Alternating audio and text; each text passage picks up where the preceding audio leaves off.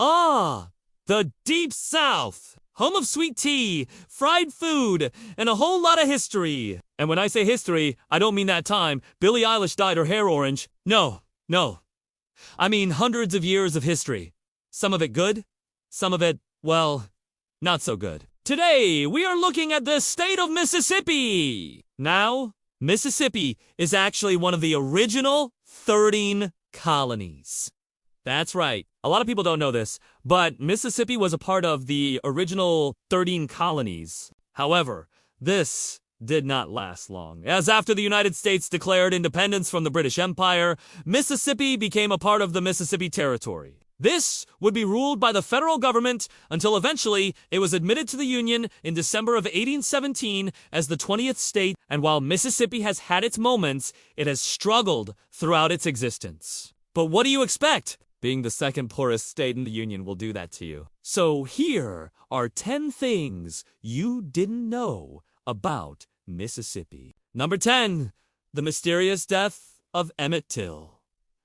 Emmett Till was an African-American teenager who was brutally murdered in the summer of 1955 in Money, Mississippi. Till's murder was a pivotal moment in the American Civil Rights Movement. He was visiting relatives in Mississippi from Chicago when he went missing. After his body was found 3 days later in the nearby Tallahatchie River, it was clear that he had been tortured before his death. Despite the obvious evidence, an all-white jury acquitted two white men of murder charges in under an hour of deliberation. The murderers were identified as Roy Bryant and J.W. Miller, the brother of Bryant's wife, who had accused Till of whistling at or making advances toward his wife. Till's mother, Mamie Till Mussel, chose to have an open casket funeral in Chicago, which was attended by 10,000 mourners. The brutal murder and the trial that followed shocked the nation and the world and helped galvanize support for the burgeoning civil rights movement. 9. The Great Mississippi Flood of 1927.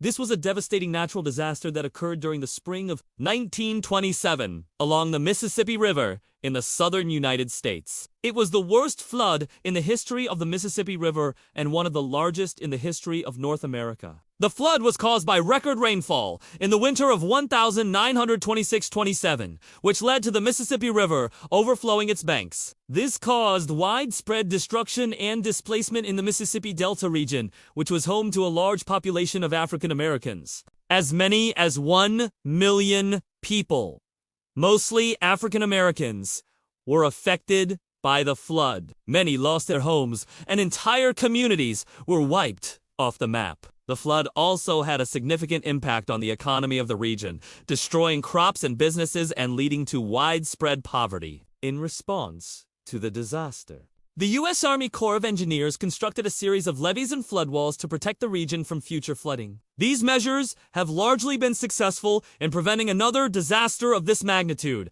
although there have been some smaller floods since then. 8.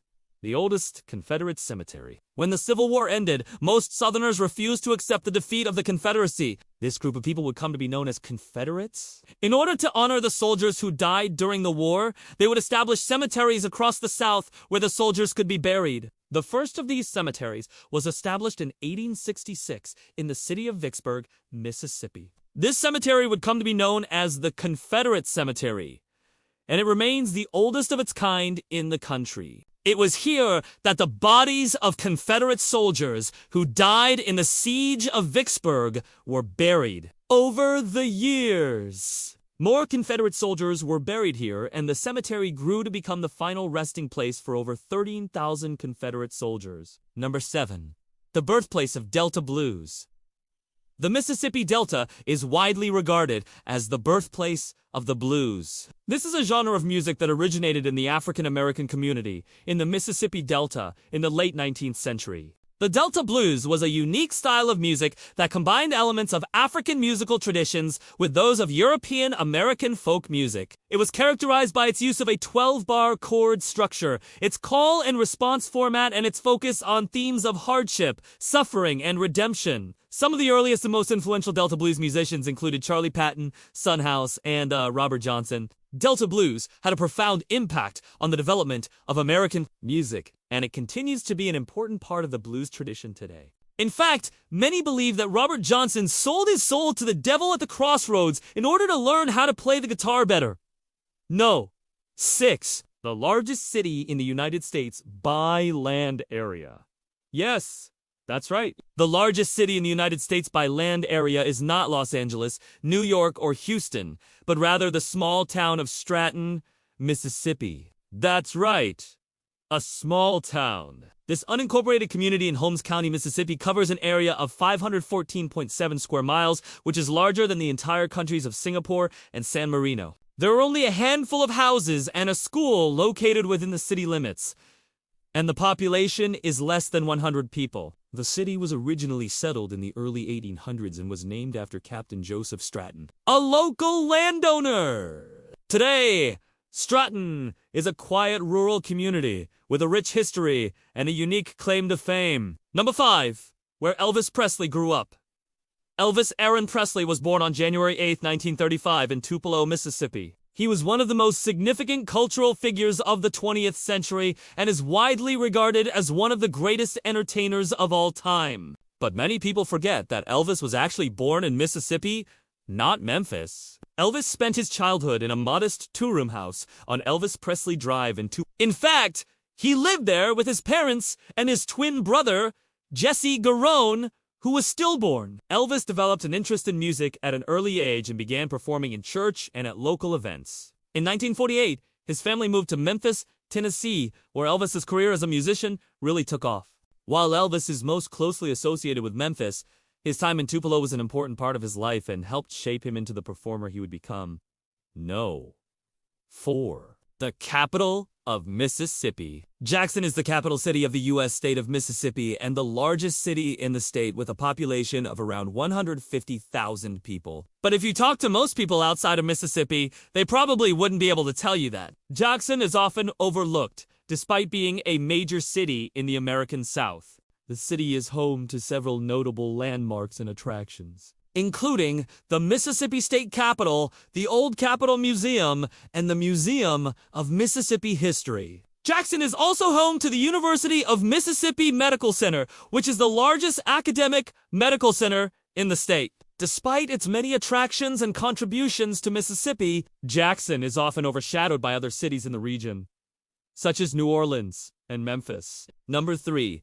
The first woman to own stock in the New York Stock Exchange. In 1901, Helen Viola became the first woman to own stock in the New York Stock Exchange when she purchased shares in the Tennessee Coal, Iron, and Railroad Company. This was a significant event as it marked a rare instance of a woman participating in the financial markets. During a time when women were largely excluded from economic opportunities, Viola was a wealthy socialite who inherited a fortune from her father, a successful businessman. She used her wealth to invest in stocks and bonds and became one of the first women to hire a stockbroker. Her decision to buy stock in the New York Stock Exchange was a bold move, as it challenged the traditional gender roles of the time period. Women were expected to stay at home and manage the household and were not encouraged to participate in the financial markets. Viola's investment was seen as a threat to the established order, and she faced criticism from society. Despite the backlash, Viola continued to invest in the stock market and became one of the wealthiest women in the country. No. 2. William Clark, the father of modern Mississippi. William Clark was a key figure in the development of Mississippi during the late 19th century. He was a former enslaved person who became a successful businessman and politician. Clark is considered to be the father of modern Mississippi because of his contributions to the state's economy, infrastructure, and government. One of Clark's most significant contributions was his work to develop the Yazoo Basin, a vast swampy area in the Mississippi Delta. Clark saw the potential of the area and began purchasing land and building railroads to connect it to the rest of the state. He also worked to improve transportation on the Mississippi River, which helped to open up trade and commerce. Clark was also a pioneer in the development of the timber industry in Mississippi. He owned and operated sawmills and created jobs for many African Americans who were formerly enslaved. In addition to his economic contributions, Clark was also a leader in the development of state government in Mississippi. He served in the Mississippi legislature and was a key player in the drafting of the state's constitution in 1890. Constitution is considered to be one of the most racist and restrictive in the history of the United States, and Clark's contributions to it have been largely forgotten. No. 1.